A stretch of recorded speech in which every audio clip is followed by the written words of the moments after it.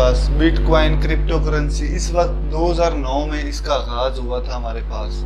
किसने किया था, किस वजह से किया था?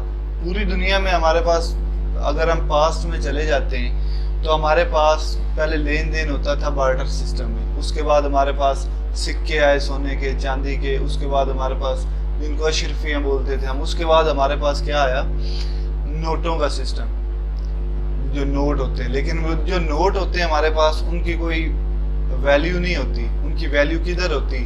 हम पाकिस्तानी नोट देख लें, उस पर लिखा होता है हामले अदा को मुतालबा पर अदा किया जाएगा। क्या चीज़ अदा की जाएगी? उसके बराबर हुकूमत के पास कोई ना कोई चीज़ पड़ी होती, प्रॉपर्टी होती, उसके मुताबिक वो करेंसी छापते हैं। लेकिन अब मसला क्या होता है कि फ़र्ज़ करें आपके पास, मैं एक मिसाल देता हूँ, आपके पास 1000 सोने के सिक्के, ठीक है, और लोगों ने इन्वेस्टमेंट की हुई है आपके पास 1 लाख की, ठीक है, 1,01,000 सिक्कों पे एक सिक्के की क्या कीमत होगी हमारे पास? फर्ज करें ये 3 खत्म किए, एक सिक्के की कीमत 100 रुपए मेरे पास आ रही है। लेकिन इसी को अगर मैं ये सिक्के बढ़ा दूं, ये अगर तो मैं रकम बढ़ाता हूँ, ठीक है, तो फिर क्या होगा? प्राइस एक कॉइन की 1000 रुपए हो जाएगी, ठीक है। लेकिन अगर मैं यहाँ पर सिक्कों की क्वांटिटी बढ़ाता हूँ, इन्वेस्टमेंट वही रहने देता हूँ, 1 सिफर लगाता हूँ या 2 सिफर लगाता हूँ, तो क्या इफेक्ट होगा? 5 और ये एक सिक्के की कीमत क्या अब बन रही मेरे पास?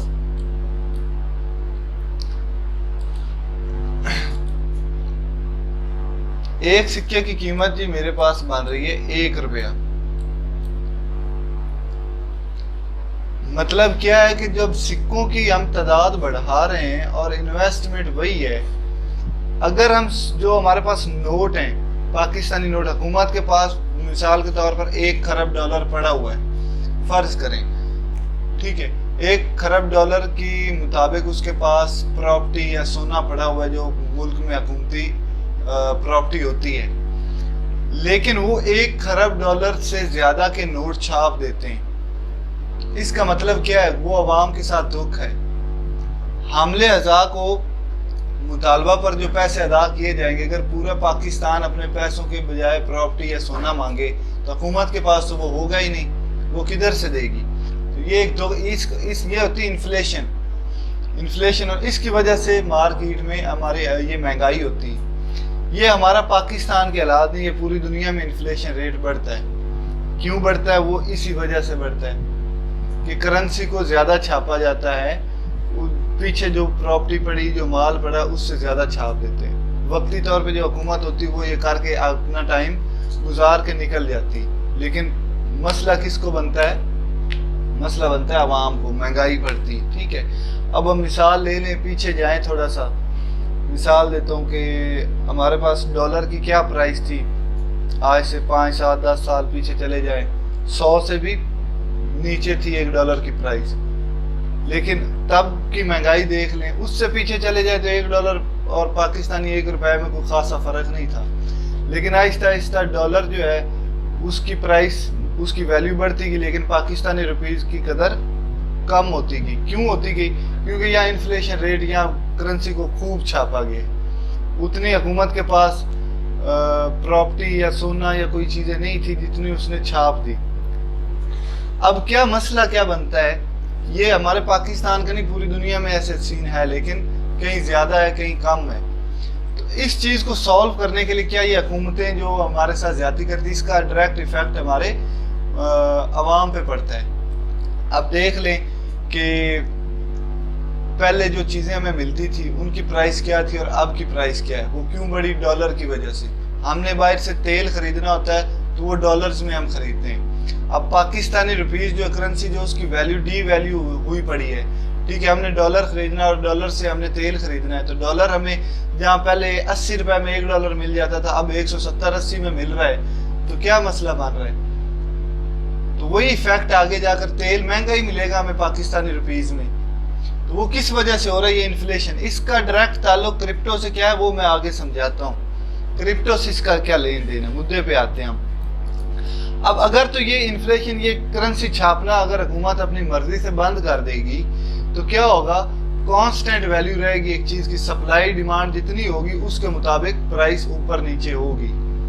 जितनी प्रॉपर्टी, जितना पैसा इन्वेस्ट है, जितना पैसा बैंक में पड़ा हुआ है, उतनी उस चीज की कीमत बढ़ रही है। अगर हमारे पास पाकिस्तानी प्रॉपर्टी बहुत ज्यादा है, उसके मुताबिक ही अगर हम नोट छाप रहे हैं तो उसकी वैल्यू सही रहेगी, बराबर रहेगी। लेकिन हम पैसे ज्यादा छाप रहे हैं तो वो हम धोखा कर रहे हैं, हुकूमत धोखा कर रही है। अब ये जो बाबा सतोशी नाकामोटो, ये एक साइंटिस्ट था, ठीक है, इसने क्या कहा जी कि क्यों ना एक ऐसी करेंसी बनाई जाए जिसको पूरी दुनिया कंट्रोल करे, कोई एक इंडिविजुअल हुकूमत या इदारा कंट्रोल ना करे। जितना लोग पैसे इन्वेस्ट करेंगे उसके मुताबिक इसकी प्राइस बढ़ेगी। अब इसकी मिसाल जो है मैं वो आपको देता हूं सोने से। सोना जो क्रिप्टो करेंसी, उसको डिजिटल गोल्ड बोला जाता है, डिजिटल सोना क्यों बोला जाता है अब मैं आपको बताता हूँ। इस बाबे ने एक सॉफ्टवेयर बनाया, इसने कहा कि यार मेरा जो सॉफ्टवेयर, जो भी मैं सिंपल अल्फाज में आपको बताता हूँ, माइनिंग रिग के बारे में आप लोगों ने सुना होगा। माइनिंग रिग, ये हमारे पास माइनिंग रिग्स हैं। इसमें क्या होता है, 6 ग्राफिक कार्ड्स होते हैं, ठीक है, ये हमारा कंप्यूटर ही है, लेकिन इसमें हम क्या है जी, ग्राफिक कार्ड बहुत सारे लगा दें तो इसकी जनाब जी स्पीड कहीं से कहीं चली जाएगी। मतलब क्या है कि सिंपल इन वर्ड मैं बोलूँ कि ये एक सुपर कंप्यूटर बन जाएगा, इसकी स्पीड बहुत ज्यादा होगी। ये लगाने का, ये 6 ग्राफिक कार्ड्स की असल कीमत है, बाकी सिंपल कंप्यूटर ही है। ये एक ग्राफिक कार्ड पहले 40-50 हज़ार का जो मिलता था, अब ये माइनिंग की वजह से, माइनिंग क्या होती है अभी मैं बताता हूँ। एक ग्राफिक कार्ड जो 40,000-50 हज़ार का मिलता था, 1,20,30 हज़ार का भी मिल रहा है, वो भी बड़ी मुश्किल से। इस बाबे ने कहा कि यार जो ना हमारा ये 2 करोड़ में 10 लाख बिटकॉइन बना रहा हूँ, ये करेंसी डिजिटल, पूरी दुनिया में 2 करोड़ 10 लाख बिटकॉइन आएंगे, 2 करोड़ 10 लाख। इसको अब ज्यादा नहीं छाप सकते कि कोई मसला बना है जनाब जी, ठीक है आपके पास पैसे नहीं तो आप 3 करोड़ इनको कर दो, बिटकॉइन को 3 करोड़ करोगे तो क्या फायदा होगा, वो मैं अभी प्रूफ करके देता हूँ।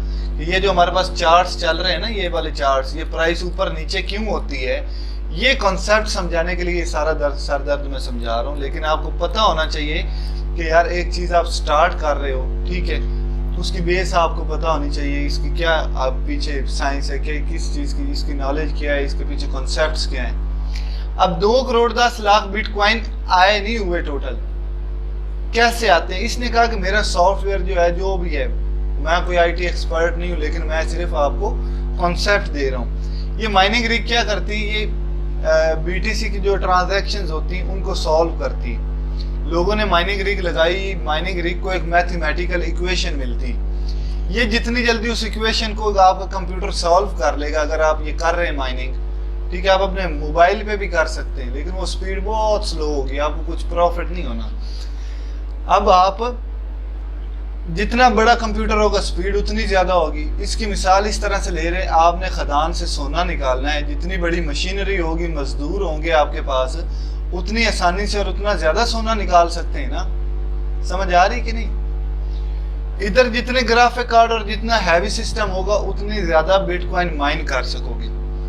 माइन करने के लिए क्या जरूरी है, मैथमेटिकल इक्वेशन एक सॉल्व करनी पड़ती है, जो आपको मिल जाती है अगर आप ये करते हैं तो, ठीक है। सॉफ्टवेयर बस एक करना होता है, मैथमेटिकल इक्वेशंस आती रहती है, ये सॉल्व करके देता रहता है, उसके रिवार्ड में बिटकॉइन का कुछ एक हिस्सा मिलता है, ठीक है। अब 2 करोड़ 10 लाख बिटकॉइन इसी तरह से आएंगे, जिसमें से 1 करोड़ 90 लाख आ चुके हैं, माइन हो गए।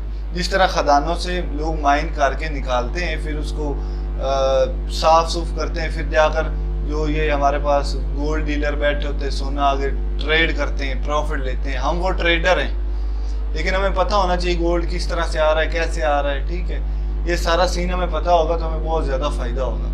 अब एक सुनियारे को पता होता है कि यार सोना कहाँ से आता है, क्या रेट है मार्केट पे, उसकी नजर भी होती है, ठीक है।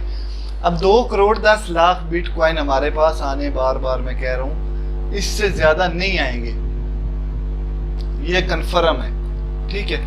अब 2 करोड़ 10 लाख में से 1 करोड़ 90 लाख आए हैं, वो कैसे आए? लोगों ने माइनिंग रिग्स लगाई, माइनिंग फॉर्म लगे हुए हैं, पूरी दुनिया में, ये चेक कर रहे हैं, ये माइनिंग फॉर्म लगे हुए बड़े बड़े, ये चेक करें।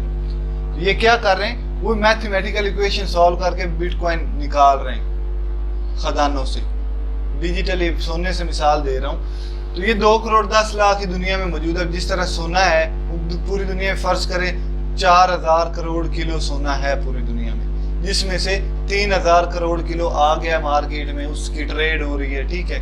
बाकी लोग निकालेंगे, एफर्ट करेंगे, मेहनत करेंगे, इन्वेस्टमेंट करेंगे, वो सोना निकलेगा और प्रॉफिट पे आगे बेचेंगे। ऐसे ही होगा ना। अब है 4000 करोड़ किलो या जितने किलो है दुनिया में, उससे ज्यादा तो नहीं आएगा ना सोना, नहीं आ सकता ना। तो यही चीज है, बिटकॉइन 2 करोड़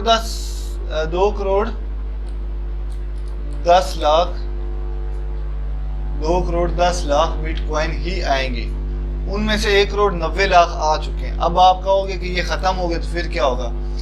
एक चीज खत्म होगी, उसकी सप्लाई खत्म होगी, उसकी डिमांड मौजूद है, तो क्या होगा? वो चीज महंगी होगी ना।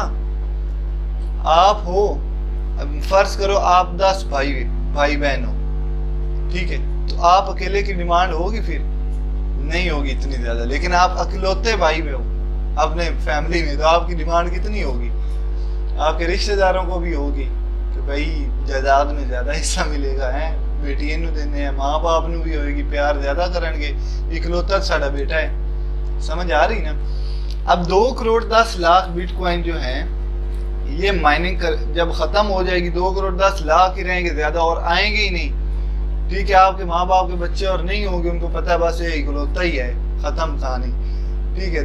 तेरी बड़ी डिमांड होगी। लेकिन अगर अभी सप्लाई अभी चल रही है, ठीक, मिसाल दे रहा हूँ मैं, एक सिंपल एक सप्लाई चल रही है, तो क्या होगा? आपकी डिमांड वो नहीं होनी जो आपकी पहले एक पता है कि खत्म होगी है, ठीक है, तो आपकी डिमांड होगी। इसी तरह बिटकॉइन 2 करोड़ 10 लाख जब माइन हो जाएंगे, उसकी डिमांड तो बढ़ेगी, लेकिन वो आगे सप्लाई है ही नहीं, तो उसकी प्राइस ऐसे बूम करके ऊपर जाएगी। लेकिन अब मसला ये है, अब मैं बताता हूँ, 2009 में मैं एक चार्ट ओपन करता हूँ, यहां से चार्ट में ओपन कर लेता हूँ वैसे एक वीक का।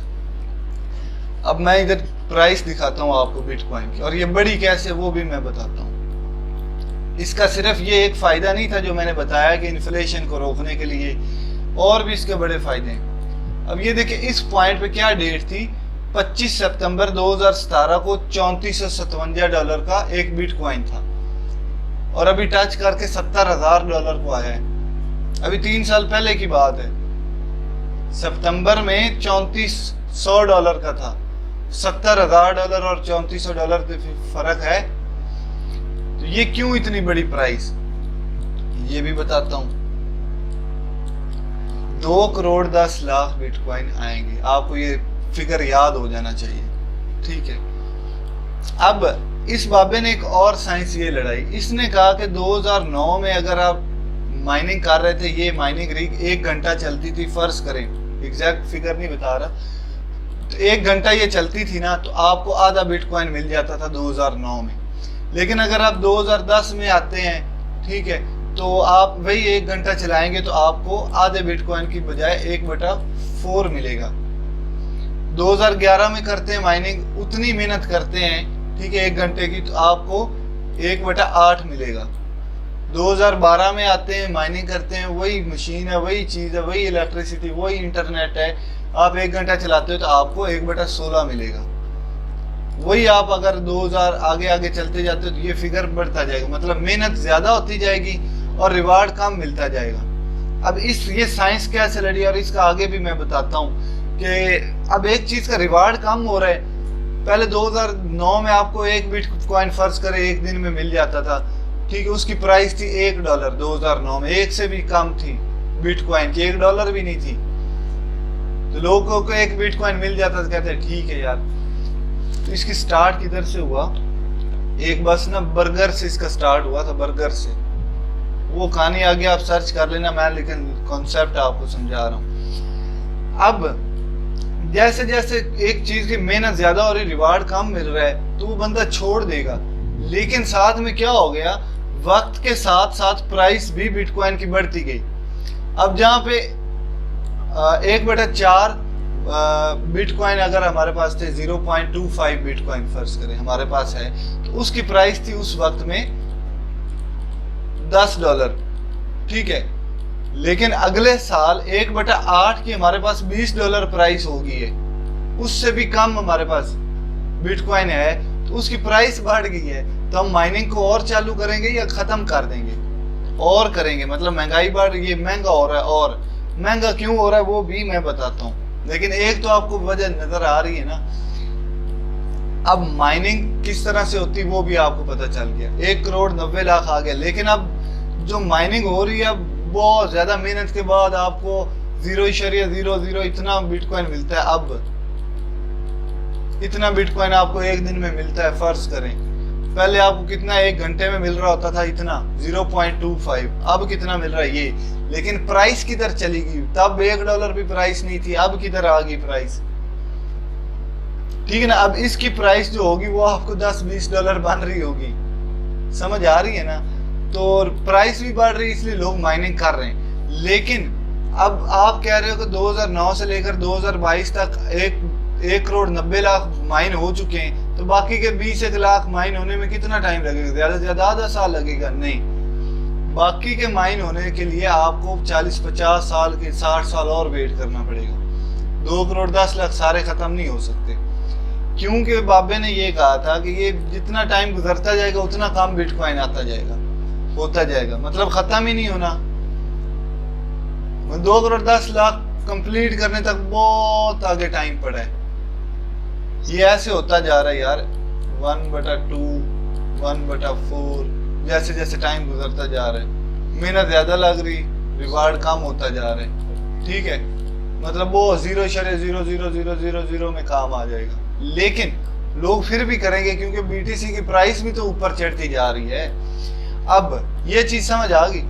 अब मैं एक वेबसाइट पे आता हूँ, प्राइस कैसे आती है। मैंने आपको पहले एक मिसाल दी है कि आपके पास 1000 कॉइन्स हैं, तो उसमें से अगर हमारे पास 1 लाख रुपया इन्वेस्ट है तो उसकी प्राइस कितनी आ रही है। अब मैं आपको ये सेम वैसी एग्जांपल है कॉइन मार्केट, इसके बारे में हम आगे बात करेंगे इस वेबसाइट के बारे में, लेकिन सिंपल मैं बीटीसी का एक निकालता हूँ।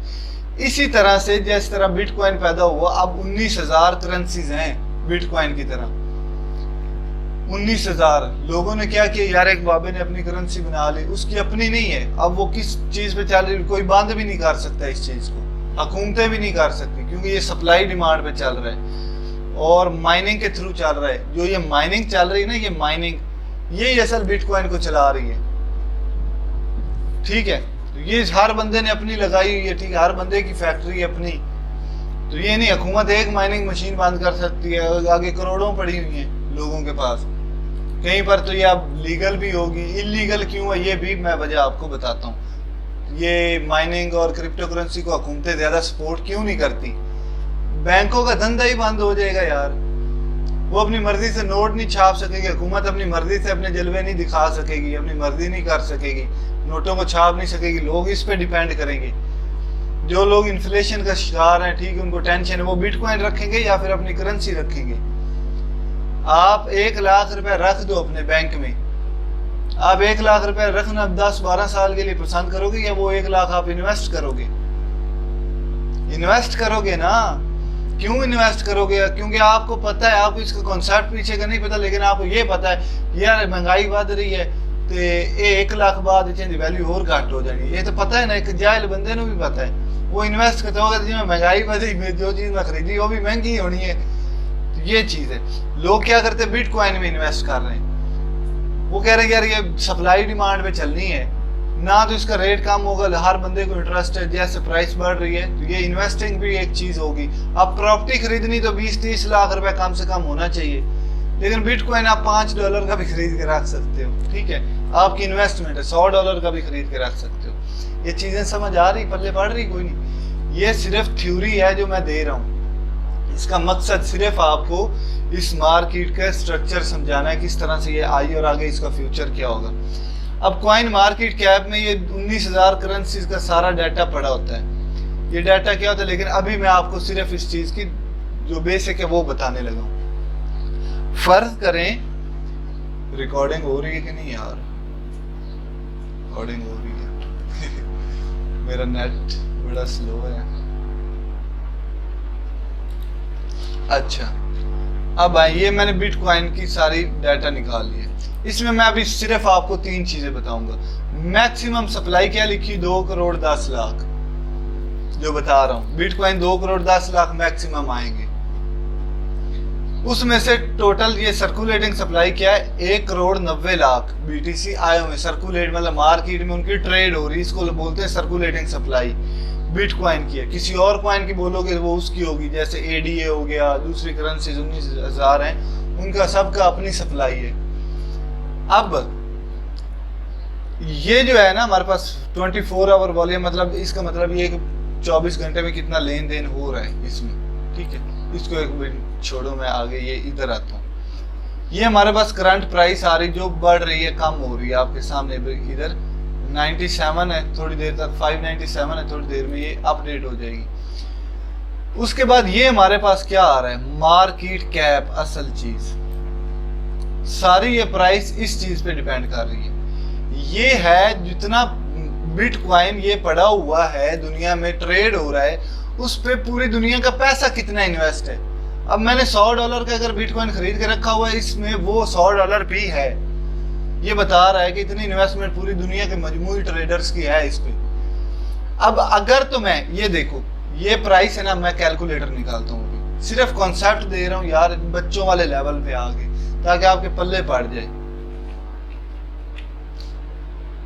ये देखिए अभी हमारे पास कितने दुनिया में बिटकॉइन है, 1 करोड़ 90। ये फिगर मुझे बताना,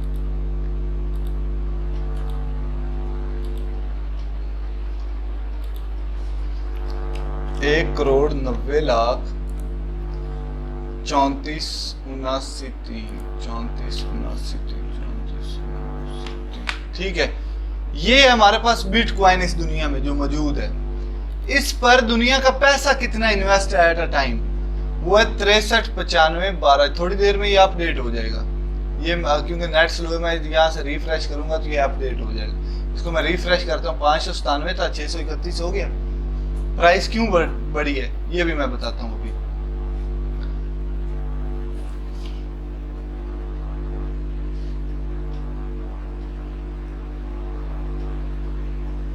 अच्छा, ये देखें हमारे पास 63,95,12 डिवाइड बाय करता हूं, 63,95,12, ये 63,95,76 हो गया ना 12 से, मतलब पैसा और आ रहा है 95 76 63 95 76 678 491 678 678 491। इसको मैं डिवाइड, रिजल्ट क्या आ रहा है, ओ सॉरी ये इधर होना था और इसको इधर होना था यार। फिर से करते हैं रिफ्रेश।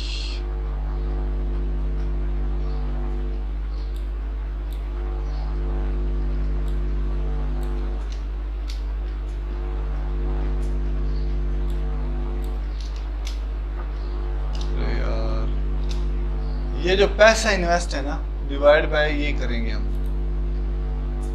63 98 95 से 98 हो गया, ये करोड़ों डॉलर आ जा रहे हैं।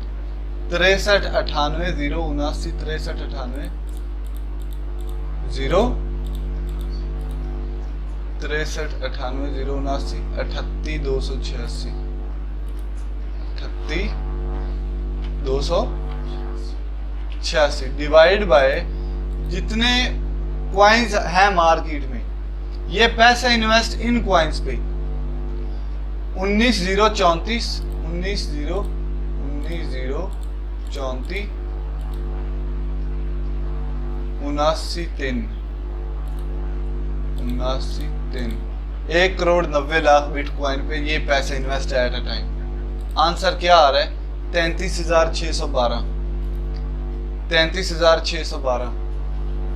ये प्राइस कैसे आई है यार, वही बात है सिंपल जो मैंने बताई है अभी कि यार मेरे पास ये वाली एग्जांपल जो दी थी, मेरे पास अगर पैसा बढ़ेगा, क्वाइंस उतने ही हैं, ठीक है, पैसा बढ़ रहा तो वैल्यू जवाब बड़ा ही आएगा ना। तो ये देखिए जवाब, अगर तो हमारे पास ये जो क्वाइंस है इनकी प्राइस, ये क्वाइंस बढ़ते हैं और इन्वेस्टमेंट उतनी रहती है तो ये प्राइस गिर जाएगी। तो ये आहिस्ता आहिस्ता यानी माइन होकर, दिन में एक बिटकॉइन भी नहीं आता, कम आते, पता नहीं कितने आते हैं, ये बहुत स्लो आएगा, मतलब इसका ज्यादा इफेक्ट नहीं होना। ये तकरीबन माइन हो चुके, 91% माइनिंग हो चुकी है, 9% रहती है, वो भी 30-40 साल में होनी, मतलब ये अब कांस्टेंट है तकरीबन कह सकते हैं, ये यही रहना है। अब लोगों की इन्वेस्टमेंट जितनी ज्यादा होगी आंसर उतना बड़ा आएगा, ऐसी बात है ना। अगर इसमें मैं अभी 63 की बजाय 73 कर देता हूं, इधर 63 की बजाय 73 कर देता हूं, ये यार इधर से पता नहीं अपडेट नहीं होता, तो 63 की बजाय 73 करूंगा तो आंसर और नहीं आ जाएगा, बड़ा आ जाएगा। मतलब सिंपल क्या है कि यार लोग अगर जितना इंटरेस्टेड होंगे उतना मार्केट अप जाएगी। और हमने सिंपल क्या करना होता है, अब मुद्दे के असल बात जो आ रही है, हमने सिंपल ये बताना होता है कि यार हमें पता कैसे चलेगा कि किस पॉइंट पे दुनिया में मैक्सिमम ट्रेडर पैसा ज्यादा इन्वेस्ट करेंगे, यही पता करना है ना। तो वो हमें चार्ट्स रीड करके पता चलता है, टेक्निकल एनालिसिस करके पता चलता है, न्यूज देख के पता चलता है। हमने सिर्फ ये देखना है कि यार कब लोग पैसा निकालेंगे और कब लोग मैक्सिमम पैसा डालेंगे, यही सिंपल ये नॉलेज समझाने के लिए मैंने सारी पिछली कहानी सुनाई है। अब एक और चीज रहेगी, जो बिटकॉइन इतना मशहूर क्यों हुआ, एक तो ये वजह थी इन्फ्लेशन की, इन्वेस्टमेंट लोग इसमें करते सेफ तरीके से इन्वेस्ट आप कर सकते हो। दूसरा ये था, एक बिटकॉइन को एक जगह से दूसरी जगह पहुंचाने में आपको बहुत कम फीस लगती थी बाद में। अब बिटकॉइन जो है ये पुराना हो गया, इसके बाद नए कॉइन्स आ रहे हैं, ठीक है, अपडेट होकर। लेकिन अब बिटकॉइन साहब का सरदार क्योंकि इसकी मैक्सिमम सप्लाई बहुत कम है। दूसरे कॉइन्स में निकालता हूँ, अभी दूसरे नंबर पे इथेरियम है, या ये मैं BNB ले लेता हूँ, या XRP 7वें नंबर पे, ये रैंकिंग वाइज है। ये ADA को मैं लेता हूँ, इसमें इन्वेस्टमेंट आप चेक करना, ये इन्वेस्टमेंट है और ये कॉइन्स है 33 बिलियन, इकाई, दाई, सैकड़ा, हजार, 10,000, लाख, 10 लाख, करोड़, 10 करोड़, अरब, 10 अरब, 34 अरब क्वाइन मार्केट में आए हुए हैं जिन पे ट्रेड हो रही है, और एक क्वाइन की प्राइस ये बन रही 0.7। अगर ये 34 अरब की बजाय 3 करोड़ होते तो इसकी प्राइस कहाँ पे होनी थी, बिटकॉइन के आसपास जाकर गिरनी थी, या इथेरियम के हजारों डॉलर इसकी प्राइस होनी थी। समझ आ रही कि नहीं? तो आपने ये देखना था सर्कुलेटिंग सप्लाई मैक्सिमम, ये अभी 75% माइन हुआ है, 25% रहता भी है, ठीक है। तो ये बढ़ेगी और ये सर्कुलेटिंग सप्लाई, और ये लोग पैसे इन्वेस्ट करेंगे नहीं। अब लोग इस पे पैसा क्यों इन्वेस्ट कर रहे हैं, क्योंकि इसके आगे प्रोजेक्ट आने वाले हैं इसी क्वाइन के। ये भी डिसेंट्रलाइज्ड है, सप्लाई डिमांड पे चलता है, मालिक अपनी वजह से नहीं कम बढ़ा सकता, ये यही रहने। हाँ, इससे कम हो सकते हैं बर्न करके, क्वाइन आप जाया कर दो, बिटकॉइन कोई भी नहीं करेगा जाया, लेकिन ये कंपनीज कर देती, कहते हमारे कॉइन की प्राइस ऊपर जाए, नीचे वो नहीं ला सकते, वो कांस्टेंट रहेगी, बढ़ नहीं सकती। बड़ी भी तो कॉइन का नेम चेंज कर देते, ये वो सीन हो जाते हैं। लेकिन असल चीज, अब एक और चीज, हर कॉइन का अपना एक प्रोजेक्ट होता है, एक यूज केस में बनाया जा रहा है। ये कार्डानो क्या होता है, जो एक मुल्क से दूसरे मुल्क करेंसीज ट्रांसफर होती है, ये उसमें काम देता है, और इसके बड़े यूज केस हैं, वो आगे बात आएगी। बिटकॉइन और क्या मनी लॉन्ड्रिंग के लिए बहुत यूज होता है, इसलिए लोग इसमें, हुकूमतें नहीं इन्वेस्ट करती। एक और भी हुकूमतों का मसला जो मैंने बताया है, इन्फ्लेशन वाला। दूसरा ये है कि आपने डिसेंट्रलाइज्ड है, कोई इदारा तो है नहीं, इसका कोई जांच पड़ताल तो है नहीं। नवाज शरीफ ने मनी लॉन्ड्रिंग करनी है पाकिस्तान से लंदन, नवाज शरीफ के सपोर्टर हो या जो भी है, मैं सिर्फ आपको एग्जांपल, इमरान खान ले लो, नवाज शरीफ ने पाकिस्तान से लंदन चोरी का पैसा ले जाना है, वो बैंक के थ्रू करवाएगा, रिकॉर्ड्स आ जाएंगे, कभी ना कभी पकड़ा जाएगा ना। लेकिन क्रिप्टो करेंसी डिसेंट्रलाइज्ड है, ये आपने सिंपल खरीदनी है, किसी भी अकाउंट से खरीद लो, जैसे भी खरीद लो, ऑनलाइन आपने खरीदनी, ये एक्सचेंजेस से, या किसी डिसेंट्रलाइज्ड एक्सचेंज पे चले जाओ, डॉलर इधर उधर से बाय करके आप बाइनेंस से खरीद लेते हो। बाइनेंस ने डाटा तो देना नहीं पाकिस्तान को, वो जापान में कहीं बैठी है, पता नहीं किधर बैठी है, चाइना में बैठी है, तो वो क्या करेगी।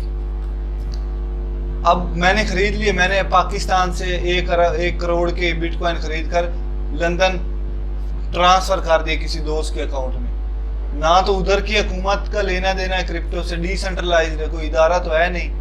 मैंने इधर भेजा, किसी के पास रिकॉर्ड है नहीं, बाइनेंस के पास होगा, लेकिन बाइनेंस के अलावा ऐसी एक्सचेंजेस हैं जो खुद भी डिसेंट्रलाइज्ड है, उनका मालिक कुछ भी नहीं कर सकता। वहां से आप भेजोगे, ना तो आपका ईमेल लगता है, ना आपका मोबाइल नंबर लगता है, ना आपका कोई शनाख्ती कार्ड लगता है, ठीक है, सिर्फ एक पासवर्ड होता है, आपने बिटकॉइन उसमें ट्रांसफर किए और अमेरिका, लंदन, जिधर भेजने भेजो, कोई थर्ड पार्टी इन्वॉल्व नहीं होगी जो आपका डाटा दे दे। इससे क्या होता है, मनी लॉन्ड्रिंग आसानी होगी। पूरी दुनिया में लोगों ने मनी लॉन्ड्रिंग आराम से करना शुरू कर दी। हुकूमतों को इससे मसला होगा कि नहीं?